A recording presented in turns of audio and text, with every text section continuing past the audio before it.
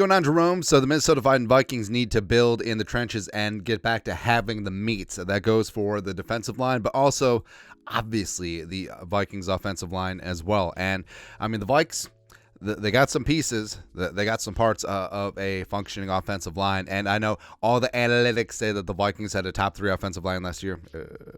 Not so much, but the run game was bad. Yes, part of it is on Madison and the running backs, but part of it is on the O-line. Yes, the pass protection was bad, but part of that is also on the quarterbacks as well as the offensive linemen too. So things got to shape up, especially since whoever steps into quarterback, whether it's Sam Darnold, Sam Darnold has had very poor protection throughout his career, or rookie TBD.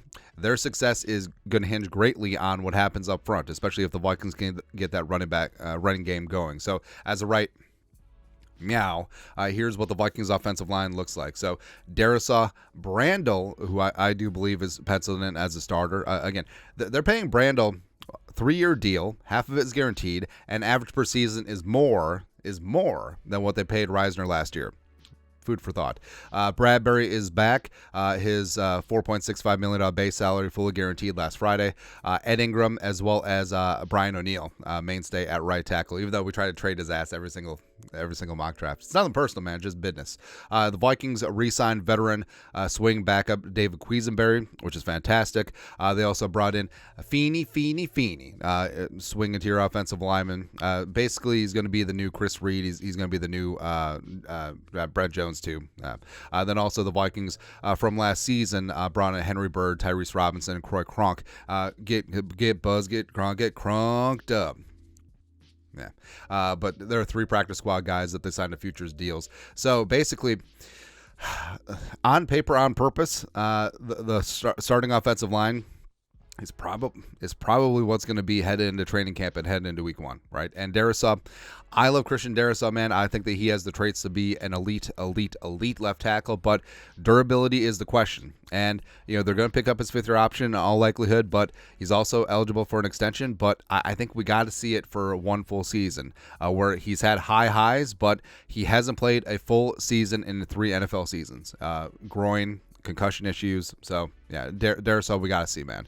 Brandel, I mean, it's obvious that Chris Cooper, offensive line coach, Kwesi, Kevin O'Connell think very highly of Brandel, who's been a sort of a swing backup. He's been backup all 4 offensive line spots besides center. 2026 round pick out of Oregon State. Was left tackle by trade for the Beavers, but he's put on good weight. I think he can kick in inside. I think that they're very bullish on where they see him. And I think that Brandel's rising potentially made Reisner, pun intended, a little bit expendable. And I think the reports that the Vikings have had no offer on the table for Reisner, and the fact that he's just floating out there again for the 2nd straight offseason. Again, it was very odd where Reisner went from a 4-year starter at left guard for the Broncos and then completely just sat out there during free agency, during the draft, during the offseason, and well into training camp with the Vikings before he got signed. So it's very odd.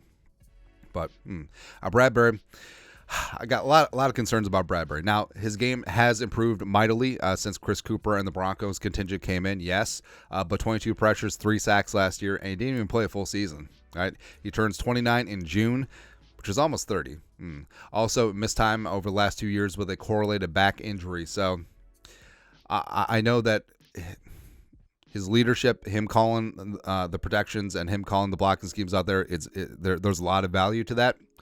But I'm still concerned because Darnold and the rookie TBD just getting Bradbury shot put it into their lap occasionally. I don't know, man. Also, can't tush push behind Bradbury. It's very important to note.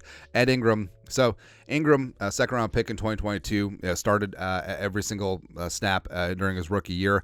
And the fact that he improved last year, but 42 pressures and 5 sacks is still an improvement over his rookie year. I don't know. It is important to note. So Ingram largely played left guard during his final years at LSU, so he is sort of learning the right side. Maybe it's a spot where they flip Ingram and Brandel. Who knows? Who knows, man? Then lastly, O'Neill. So I love Brian O'Neill, but he does turn 29 this year as well, same as Bradbury. 33 pressures, 6 sacks, 8 penalties last year, and he had the Achilles in 2022. He was dinged up at times last year as well. But $12 million of his $14.4 million base is now guaranteed. Potential restructure of O'Neal could be a way for the Vikings to free up cap. But like we said, you only restructure and kick dead cap hits down the road on players that you see sticking around long term. And maybe O'Neal is a bit of a question mark going forward as the Vikings do move to get younger. Because like we said, I mean, next season, Bradbury and O'Neal are going to be 30.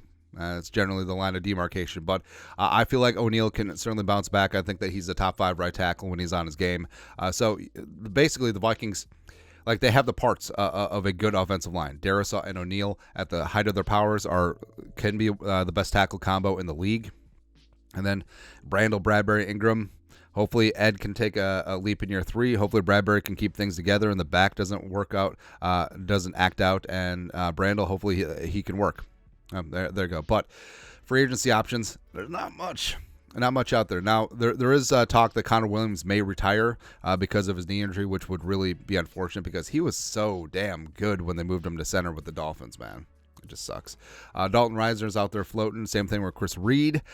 I think the Vikings are probably not bringing back Chris Reed, given his age after 2 seasons. Austin Schlutman was signed by the Giants.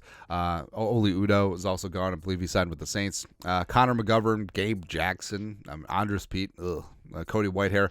Although I feel like Whitehair and Feeney would basically play the same role, so it's probably not in the cards there. So there ain't much out there as of right now. And the Vikings, they do have 2 first-round picks, 11, 23.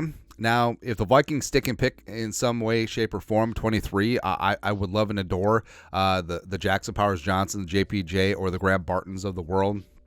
Vikings probably not going to tackle early, but I wouldn't mind if they used one of their several day 3 selections on a younger tackle project, as well as I think for interior offensive line, in the mid and late rounds, I think that you can find a lot of value. I love me some Christian Haynes. I love me some Christian Mahogany, Zach Zinter, as well as Drake Nugent from Michigan, Mason McCormick, Combine Freak from South Dakota, Bo Limmer also did the damn thing at his pro day. Javion Cohen, former Alabama offensive lineman, currently at the U. So I think that, the Vikings, with their plethora of draft picks at this moment, like even if and when they do make a move for a quarterback, I think that they still can replenish the offensive line coffers in the draft. And I think that's the way to go now.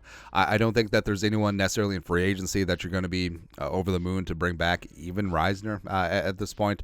I think that ship sailed once they confirmed their commitment to Blake Brandel. So overall, they have the framework of a solid offensive line, but adding some more upside and adding some more developmental players certainly would be nice. And also, hey, if they stick and pick with 23, I mean, taking JPJ or Graham Barton, it would be an open competition on the inside, including Bradbury. So Brandel, Bradbury, Ed Ingram, JPJ, and or Graham Barton, and or Zach Frazier, and or Cooper Beebe, and or Christian Haynes would compete, and the best 3 start, and that's it. But that's it. Take a look at the Vikings offensive line. You guys are the best. You know what to do. Skull production value.